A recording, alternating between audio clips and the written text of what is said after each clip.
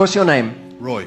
Hey, Roy, how are you? Good, Matthew, thanks. I've had a ex talk about you a lot, so I thought I'd come check you out, but... So, yeah,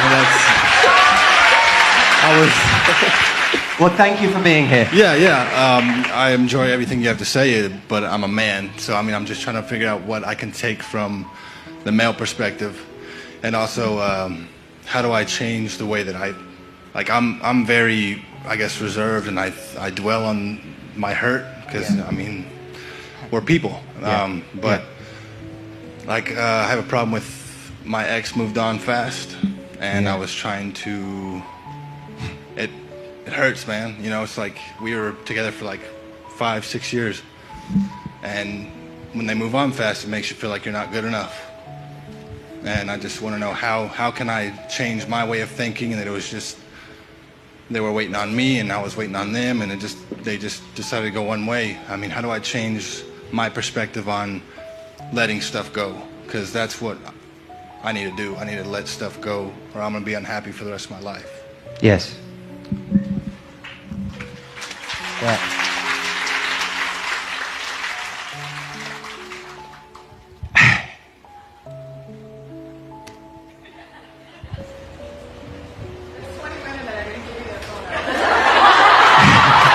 Yeah.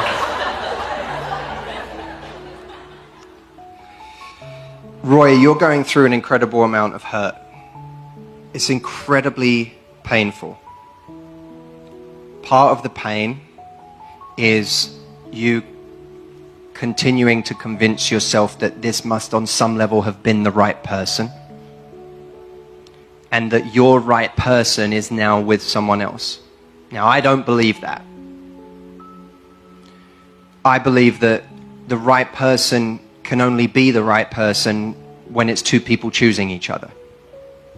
So part of the pain we hold on to is believing still that we had this jewel that's gone. And as much as we may have loved someone, as much as we may have thought someone was incredible, they may have had wonderful qualities, we may have been incredibly attracted to them, there may have been all these great things, they cannot represent that true dream relationship if they don't choose you. In fact, someone not choosing you is just about the biggest departure from your dream relationship you could ever imagine. So when we're saying, but we were so close, not being chosen by someone should be the greatest turn-off in the world. Not because there's something wrong with that person, but because how on earth, when I was a kid and I dreamt about my dream relationship, or in my, last 10 years or 20 years before I met someone, when I was dreaming of my dream relationship, it couldn't have been the one where someone decides to go be with someone else. That wasn't it. So this isn't it. Then there's the ego. The ego element of someone chose someone else. Why not me? What did that person have? Why wasn't I good enough? And now we take the baggage of that forward.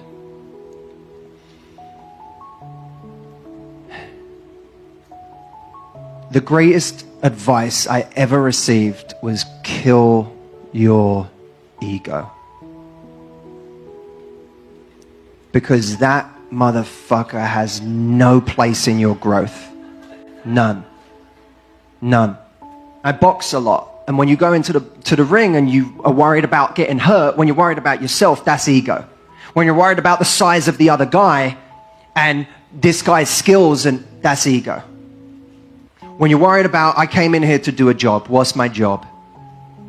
Then ego goes out the window.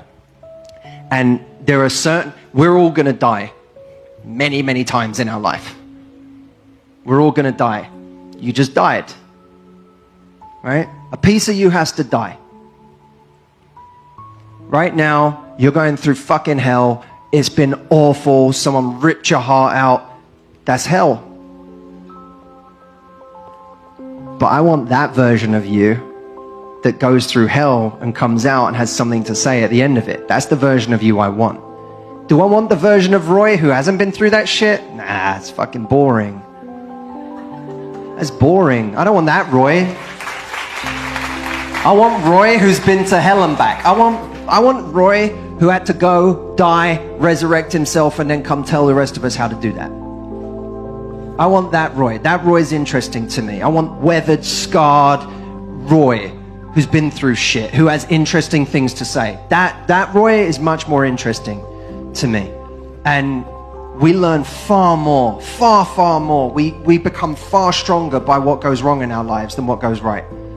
Far more. And so all this you're going through, this is just like, you know, like a great stew. Like, it's just adding flavor. Just like, it's just making you more and more interesting, more and more complex. It's going to make you more compassionate. It's going to make you kinder. It's going to make you more empathetic to other people. It's going to give you more to bring to your next relationship. It's going to make you such a strong person. And you get through this and you deal with this. What the fuck do you have to be afraid of? I've died, motherfucker. You can't scare me. All right? You see that? So there's the ego element. Kill your ego. Kill that shit. That guy has to die, so bigger me comes back, right? And then there's the mourning because you think you've lost the person you're supposed to be with. I can promise you, you haven't. Because unless someone chooses you, they ain't the person you're supposed to be with. You could be disappointed. You can be disappointed she wasn't the person, but you can't grieve like she was the person, because she's not. Disappointment takes a minute to get over too. But it's much easier to get over than true grieving of, I've lost the love of my life. You didn't lose that.